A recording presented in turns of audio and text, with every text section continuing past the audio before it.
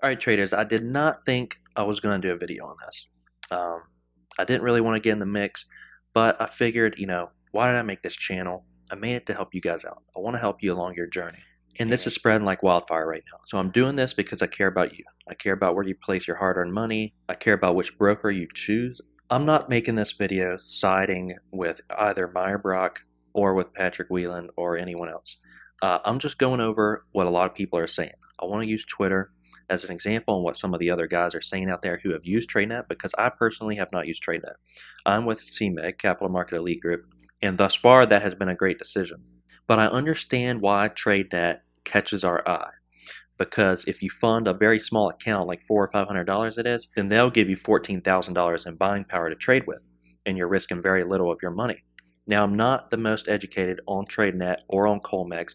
I'm doing this video to open up a discussion. I want you guys to be able to talk about this, and so we all know whether or not opening up an account here is a good idea or not. Let's start digging into what some people are saying. There's a lot of big questions we need to answer. Is Meyer Brock interested in your well-being, in your success as a day trader? Does he want you at Tradenet to become a very profitable trader, or is he more concerned with getting your money? The first thing that really struck my eye, and by the way, Patrick Whelan did give me permission to go through his Twitter feed and use these sources. I told him I'm just going to be reading these off, not biased one way or the other. But this really struck me. Some person's broker statement from Colmex had $52,000 in routing fees. And that's circled in red. Now, from my understanding, people flock to Tradenet because, number one, you don't have to front a lot of money.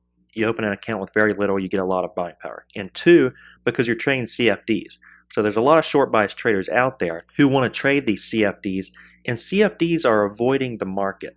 You're not adding liquidity, you're not removing liquidity. The broker is essentially making or losing money. And that's probably why you got $52,000 in routing fees. This is very interesting because what exactly are we routing to? If we're trading CFDs, we're not trading equities. We're not adding liquidity. We're not removing liquidity. This is not going out there to the market on the level 2.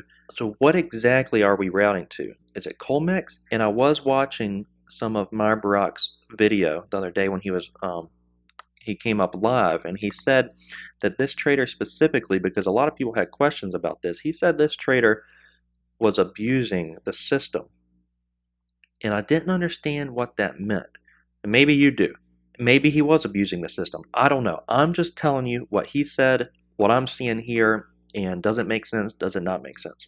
To me, a lot of red flags come up when I see this. It says his gross profit was $67,849. It's on the same line as the red circle, the top red circle.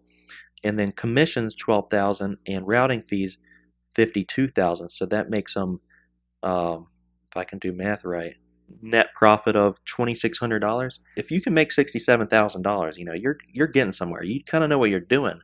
And so why would you be at Tradenet? Would it just be for the CFDs so you can have those stocks available to short that might be hard to borrow at another broker? I don't know. That might be the reason why this trader was here. He's highly successful, but he wants to be at a broker where he's able to short and not have to worry about hard to borrow fees. But then that brings me to my next point, because right here, Meyer Brock says CFDs are normally hedged with real stocks. That's just one small detail.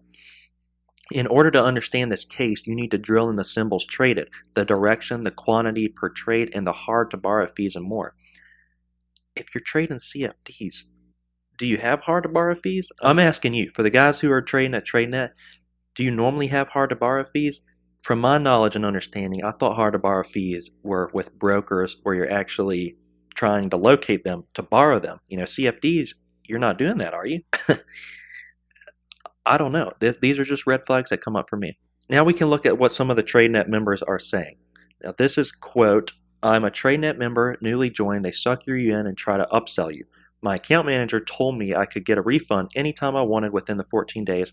Then I told him I didn't enjoy the platform because the level 2 didn't match the Thinkorswim level 2. So he was like, yeah, you already made a trade, so you're no longer entitled to a refund. He told me to read the agreement that we signed. I told him I didn't, and it was my mistake for taking his word for it. All of the account managers have British or American names, and when you speak to them on the phone, they have a clear Russian accent. Not even joking you." That's interesting. Let's look at someone else. I have been switched to equities, and I see another dude complaining about it, and that happened to me on 2 accounts. My first account, they clawed back 52,000 in profits by passing through extremely high routing fees. Let's go to the next guy. What's up, man? So I've used Tradenet for the past 6 months, and the bad definitely outweighs the good. If you make too much money with them, they will mess with your account. A few weeks ago, they restricted me from trading half of the tickers that everyone else could because I was doing too well, and I'll switch from CFDs to actual shares, and they don't tell you. My buddy was up $67,000 on his account, and one morning it was only up $14,000. They said they had adjusted the executions of all of his trades between 3 and 12 cents. All right, let's go to the next point, guys. So someone posted here, and let's read what's down here below. This guy says, I finally got this response a week after my account was switched, and only after I bypassed my account manager and went higher up, but they claim no one was ever switched to equities. I don't know if they claim that or not. Are they claiming that you don't get switched to equities? If they're claiming that, then here's another red flag that comes up because we're having multiple people that are saying they're getting switched. And this guy, the account manager, emails him and says, as a follow-up to your message below, I wanted to cover a couple of points. Fist off, the timing of the change should have been broadcast to you earlier than what it was. The weekend and the Jewish holiday were part of the miscommunication of this, and my apologies for missing the mark. As for the change, this is a step in the right direction for you as you can now combine your increased share size within the equities market and progress your trading to the next level. I look at this as a benefit to you. So here's another question that comes up. Because if you're switched to equities, for those that are more short buys, they're liking the CFDs. They want to trade CFDs because they don't have to have the routing fees, apparently, or the hard to borrow fees. They don't have to locate them. They just short. Most stocks are shortable. But not even that. I mean, just ethically speaking, even if it's in the fine print on signing up for the account, shouldn't you tell somebody if they're switched, from CFDs to equities? I don't know. I'm just a moral person. Maybe that doesn't make sense to anybody. Okay, let's go to our next point. This is Stock God. Someone asked him, can you please share your experience with Tradenet? And Stock God said, I lost money, and after proving it wasn't my fault to tech support, Andy said that they would take care of the issue by way of reimbursement or new account. Of course, that never happened. Then I was told if I purchased another account, they would give me a discount. LOL, no thanks. And also, traders, these are only a few things I'm going over. I'm not going to go over what everyone's saying. There's a lot out there. I'm just going over a few that I just picked up today. Let's go to the next guy, Bully Bear. Yes, Tradenet also switched me to an equities account. The thing is, they didn't even tell me they did it. It was a week later that I found out, and the only reason I found out was because I pressed them for an answer, and even then they lied to me multiple times. Okay, and I think that's the last one, guys. There's many others, but I wanted to keep the video brief. I just wanted to bring some things to our attention. Here's a picture of, I think, some fine print when signing up to the account. You're required to achieve an annual minimum profit of $5,000. Failure to achieve this may result in program termination. So the odds are against you. The odds are definitely against you. If you're making money, if you're profitable, that probably means with the CFDs that Colmex or Tradenet is losing money, right? Do I have that wrong? And if you become highly successful and start making a lot and you're very profitable, then you get switched to equities because Colmex, Tradenet, they're losing money. That's my understanding. Now, some of this I might not understand completely. I might even have some of these things flawed. But are there not some red flags coming up that we need answered? So I'm going to wrap up this video, and I want to be very clear with you. I'm not saying don't sign up for Tradenet. I'm not saying they're a scam. What I want to get across is there's quite a few people that are not having good experiences with Tradenet. And I really want each one of you to be very careful with which broker you choose. Be very careful, ask a lot of questions, read the fine print, and I think you'll be good to go.